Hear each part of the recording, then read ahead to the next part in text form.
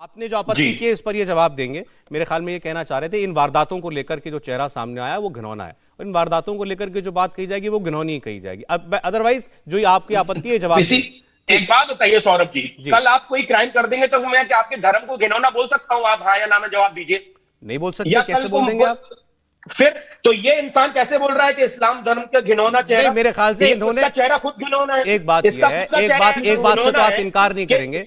मैं कह रहा हूं, मैं इनके डिफेंस में नहीं बोल रहा, लेकिन एक बात से तो आप ऐतराज नहीं करेंगे, जवाब इनसे ले लीजिएगा। आप इस बात से तो ऐतराज नहीं करेंगे कि ये जो वारदातें, खुद का चेहरा सुनिए, ये जो भी वारदातें की गई हैं, ये की तो गई इस्लाम का नाम लेकर, इन लोगों ने की तो इस्लाम का नाम लेकर या नहीं? और लिंचिंग की जो वारदातें हुई, अब आ गए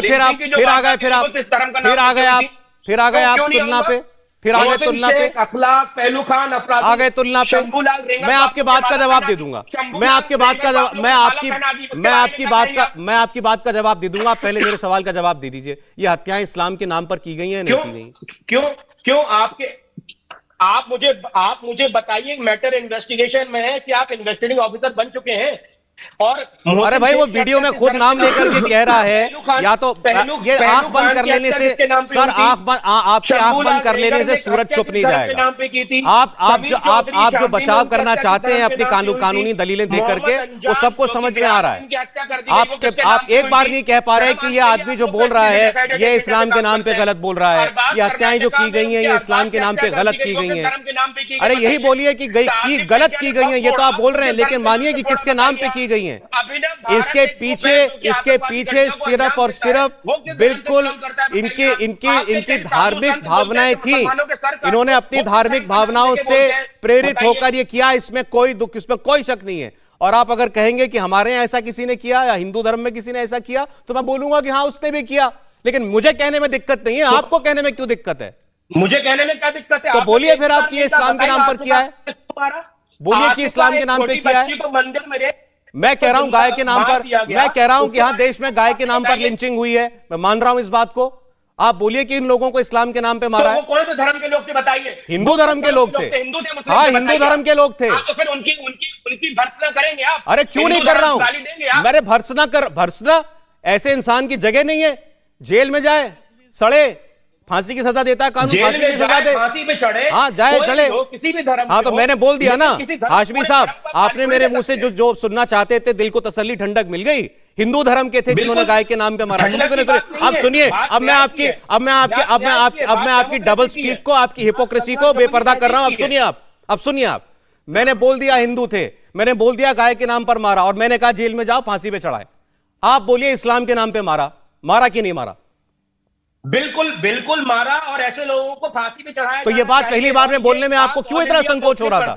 क्यों आपको लग रहा था आपके पीछे लोग पड़ जाएंगे अगर आप कह देंगे कि ये हत्यारे इस्लाम के नाम पर हत्या कर रहे हैं? हिंदुस्तान के मुसलमान सब अपनी जान दे दें क्या आपके लिए? कौन कह रहा है? कौन मांग रहा है सारे मुसलमानों की जान? लेकिन अरे भाई जो गुनाह है उसको वैसा का वैसा ही बताइए, उसको वैसा का वैसा बताइए। नहीं, शर्म की बात यह है कि आप सुप्रीम कोर्ट के एडवोकेट होकर हक की लड़ाई का दावा करने वाला व्यक्ति सच नहीं बोल पा रहा। एक बात बताऊं आपको, एक बात सिर्फ 30 सेकंड के लिए। हाथरस में जब दलित बच्ची के साथ गलत हुआ था ना, जब उसको यूपी सरकार के लोगों ने जिंदा जला दिया था, तब एहतशाम हाशमी पहुंचे थे वहां पे। अरे साहब बचाव मत कीजिए आप इस बात का, किया होगा आपने, आप वकील हैं, आपने किया होगा, मैं मना नहीं कर रहा हूं।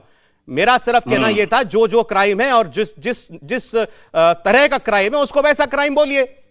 बिल्कुल बोलेंगे, बोलिए, बस वैसा का वैसा बोलिए, कोई शर्म नहीं है। हाँ ठीक। धर्म के नाम पे, इस्लाम के नाम पे अगर कोई हत्या करता है उसके लिए फांसी की सजा, और उसकी धर्म में भी कोई जगह नहीं है, इस्लाम में भी कोई जगह नहीं। बस ये बोलवाना चाहेंगे बताइए। अरे तो आप मेरा तो पहला ही सवाल ये था, लेकिन आप तब से अब तक बचते रहे, 40 मिनट हो गए डिबेट में, आपके मुंह से अब ये बात निकली है। बिल्कुल बचे आप बोलना नहीं चाह रहे थे, आप बिल्कुल नहीं बोलना चाह रहे, और 2014 पे आ जाएंगे, 16 पे आ जाएंगे, 17 पे आ जाएंगे, बाकी मुद्दे आप गिनाना शुरू कर देंगे।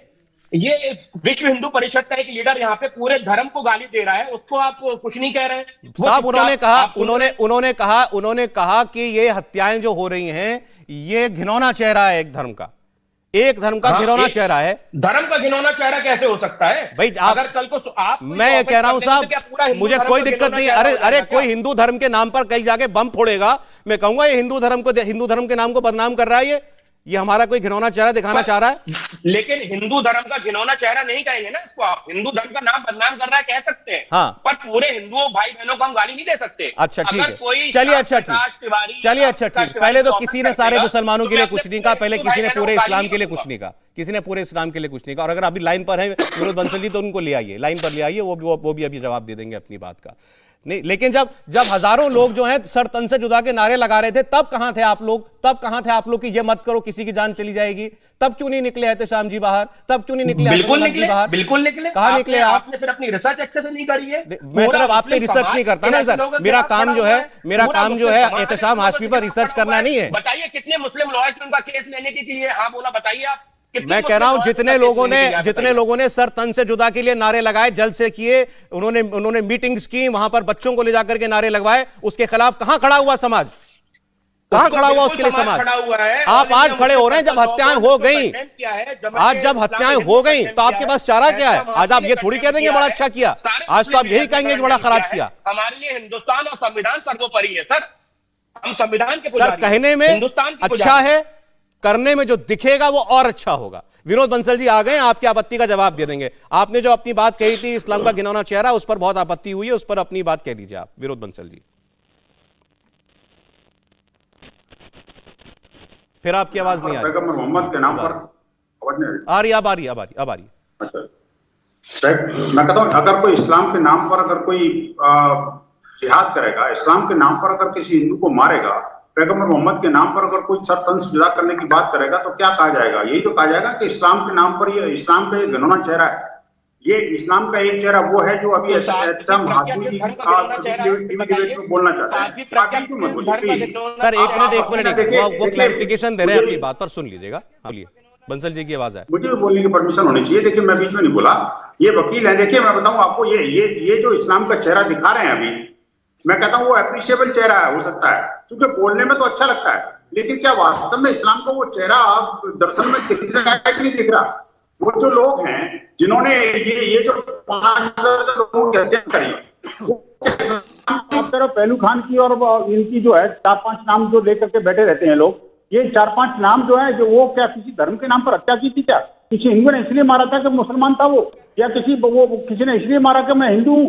नहीं, हिंदू कभी धर्म के आधार पर किसी की हत्या नहीं करता। चलिए ठीक। लेकिन देखिए, ये है कि देखिए जब तक इस इस्लाम के इस घिनौने चेहरे को, जो कि आक्रामक रूप में दिख रहा है, जो एक उसका अजमेर शरीफ का खादिम होते हुए भी इस तरह की बकवास कर रहा है, उस पर एक शब्द बोलने के बजाय आप सब लोगों का बेटा का चाहते हो। इंडिया टीवी हर वक्त हर जगह डाउनलोड करने के लिए सर्च करें इंडिया टीवी न्यूज।